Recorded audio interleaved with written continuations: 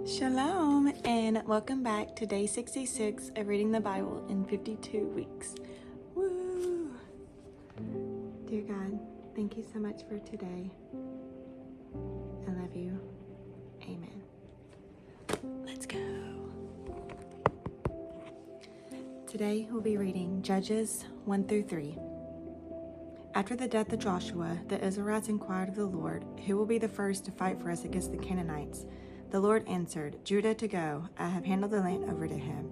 Judah said to his brother Simon, "Come with me to my allotted territory, and let's fight against the Canaanites. I will also go with you to your allotted territory." So Simon went with him.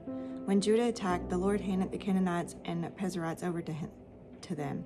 They struck down 10,000 men in Bezek. They found Adoni, Bezek, and Bezek, fought against him, and struck down the Canaanites and Perizzites.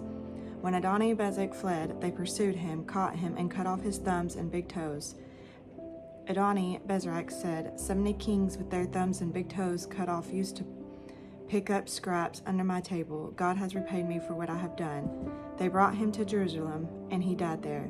The men of Judah fought against Jerusalem, captured it, put it in the sword, and set the city on fire. Afterward, the men of Judah marched down to fight against the Canaanites who were living in the hill country, the Negev of the Judean foothills. Judah also marched against the Canaanites who were living in Hebron.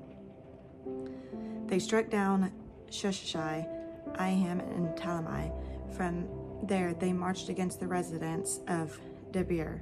Caleb said, "Whoever attacks and captures Kiriath-Sepher, I will give my daughter Ashash to him as a wife."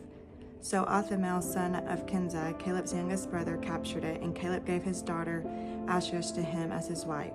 When she arrived, she persuaded Othniel to ask her father for a field. As she got off her donkey, Caleb asked her, "What do you want?" She answered him, "Give me a blessing. Since you have given me land in Negev, give me springs also." So Caleb gave her both the upper and lower springs. The descendants of the Canaanite Moses' father-in-law had gone up to the men of Judah from the city of palms to the wilderness of Judah, which is the Nebgar of Arad. They went to live among the people. Judah went with his brother Simon, struck the Canaanites who were living in Zephath, and completely destroyed the town. So they named the town Hormah. Judah captured Gaza of its territory, Ashkelon and its territory, and Ekron and its territory. The Lord with Judah and enabled them to the possessions of the hill country, but they could not drive out the people who were living in the plain, because those people had iron chariots. Judah gave Hebron to Caleb, just as Moses had promised. Then Caleb drove out of the 3 sons of Anak who lived there. At the same time, the Benjamites did not drive out the Jebusites who were living in Jerusalem. The Jebusites have lived among the Benjamites in Jerusalem to this day. The house of Joseph also attacked Bethel, and the Lord was with him. They sent spies to Bethel. The spies saw a man coming out of town and said to them, "Please show us how to get into town, and we will show you kindness." When he showed them the way into the town, they put the town to the sword, but released the man and his entire family. Then the man went to the land of the Hittites, built a town, and named it Luz. This is the name still today. At the time Manasseh failed to take possession of Bethshean and Tanakh and their surrounding villages, or the residents of Dor, Elim, and Megiddo and their surrounding villages, the Canaanites were determined to stay in this land. When Israel became stronger, they made the Canaanites serve as forced labor, but never drove them out completely. At the time, Ephraim failed to drive out the Canaanites who were living in Gezer, so the Canaanites had lived among them in Gezer. Zebulun failed to drive out the residents of Kitron and the residents of Naphtali, so the Canaanites lived among them and served as forced labor. Asher failed to drive out the residents of Akro, Sidon, and Alab, Azuzib, Helbah, Akan, and Ribah.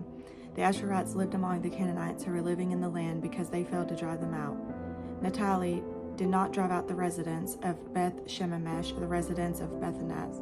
They lived among the Canaanites who were living in the land, but the residents of Beth Shemesh and Beth Ananath served as their forced labor. The Amorites forced the Danites into the hill country and did not allow them to go down to the valley. The Amorites were determined to stay in Harhirs, Aijalon, and Shalom. When the house of Joseph got the upper hand, the Amorites were made to serve as forced labor. The territory of the Amorites expanded from the scorpion's ascend, and that is from Selah upward.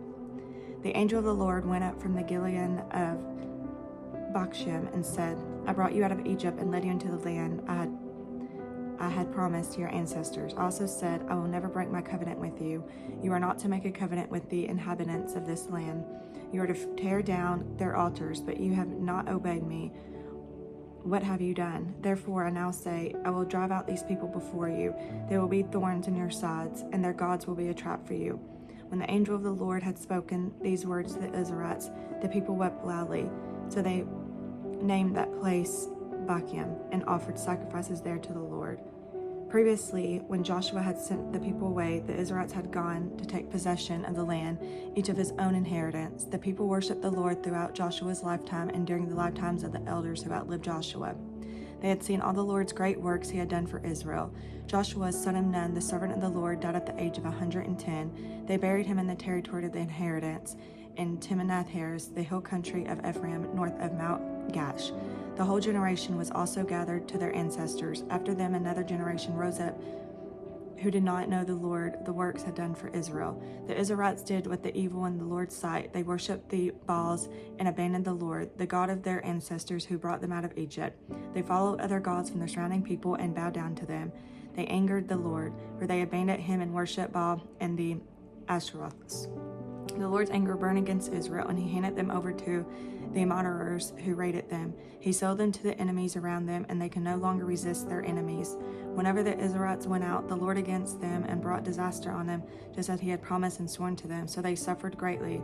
The Lord raised up judges who saved them from the power of their murderers, and they did not listen to their judges. Instead, they prostituted themselves with other gods, bowing down to them. They quickly turned from the way of their ancestors who had walked in obedience to the Lord's commands. They did not do as the ancestors did. Whenever the Lord raised up a judge for the Israelites, the Lord was with him and saved the people from the power of their enemies while the judges was still alive. The Lord was moved to pity whenever they groaned because of those who were oppressing and afflicting them. Whenever the judge died, the Israelites would act more corruptly than their ancestors, following other gods to serve them and bow and worship to them. They did not turn from their evil practices of their obstinate ways. The Lord's anger burned against Israel and declared, because of this nation has violated my covenant that I made with their ancestors and disobeyed me, I will no longer drive out before them any of the nations Joshua left when he died. I did this to test Israel and see whether or not they would keep the Lord's way by waking in it. And the ancestors had. The Lord left nations and did not drive them out immediately. He did not hand them over to Joshua. These are the nations the Lord left in order to test all those in Israel who experienced none of the wars in Canaan. This was to teach the future generations of the Israelites how to fight in battle, especially those who had not fought before. These nations included 5 rulers of the Philistines and all the Canaanites and Syrians and the Hivites who lived in the Lebanese mountains from Mount Baal-Hermon as far as the entrance of Hamath. The Lord left them to test Israel to determine if they would keep the Lord's commands he had given their ancestors throughout Moses, but they settled among the Canaanites, Hittites, Amorites, Perizzites, Hivites, and Jebusites. The Israelites took their daughters as wives for themselves, gave their own daughters to their sons, and worshipped their gods. The Israelites did not want what was evil in the Lord's sight. They forgot the Lord their God and worshipped the Baals and the Asheroths. The Lord's anger burned against Israel, and he sold them to King Cushan-Rishathaim of Amram Nethemiah. And the Israelites served them 8 years. The Israelites cried out to the Lord. So the Lord raised up Othniel, son of Kenaz, Caleb's youngest brother, to the deliverer to save the Israelites. The Spirit of the Lord came on him, and he judged Israel. Othniel went out to battle, and the Lord handed over King Cushan-Rishathaim of Amram to him, so that the Othniel empowered him. Then the land had peace for 40 years, and Othniel, son of Kenaz, died. The Israelites again did what was evil in the Lord's sight. He gave King Eglon and Moab power over Israel because they had done what was evil in the Lord's sight. After Eglon convinced the Amorites and the Amalekites to join forces with him, he attacked and defeated Israel and took possession of the city of Psalms. The Israelites served King Eglon of Moab 18 years. Then the Israelites cried out to the Lord, and he raised up Ehud, son of Gera, a left-handed Benjamite, as a deliverer for them. The Israelites sent him with the tribute for King Eglon of Moab. Ehud made himself a double-edged sword 18 inches long. He strapped it to his right thigh under his clothes and brought the tribute to King Eglon of Moab, who was an extremely fat man. When Ehud had finished presenting the tribute, he dismissed the people who had carried it.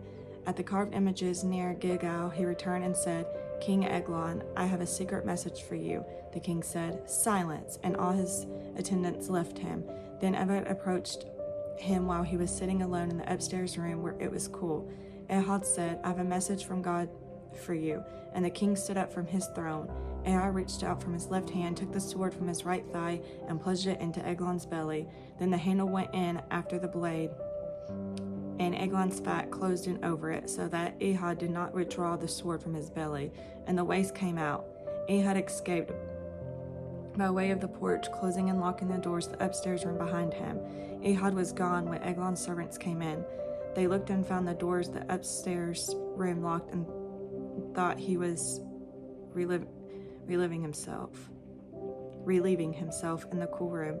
The servants waited until they became embarrassed and saw that he still had not opened doors of the upstairs room. So they took the key and opened the doors, and there was their lord lying dead on the floor.